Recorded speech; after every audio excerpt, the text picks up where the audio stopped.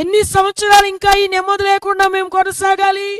ఇంకా నేను ఈ జీవితాన్ని లాగలేకపోతున్నా. ఇది నా వల్ల కావట్లేదు, ఇది నాకు శక్తికి మించింది, ఈ పరిస్థితి నేను తట్టుకోవడం నాకు కష్టమైపోతుందని బలపరిచే దేవుని మీద మీరు ఆనుకుంటే ఆయన ఏం చేస్తాడు? బలపరుస్తాడు. ఇశ్రాయేలీయుల మొర దేవుని సన్నిధికి వెళ్ళినప్పుడు మోషేని దేవుడు పంపించాడంట. ఎవరి చేతిలోంచి విడిపించడానికి? ఫరో చేతిలో నుంచి. ఫరో చెయ్యి ఎలాంటిది? అప్పుడు దాకా ఇశ్రాయేలీని అణిచిపెట్టిన చెయ్యి. హల్లెలూయా.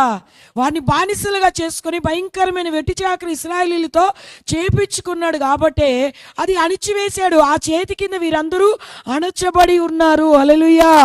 ఆ రోజు ఫరో చేతుల కింద ఇశ్రాయేలీలు అణచబడి ఉన్నారు. ఈరోజు అనేక పరిస్థితుల చేతుల క్రింద ప్రజలు అణచబడి ఉన్నారు. హల్లెలూయా.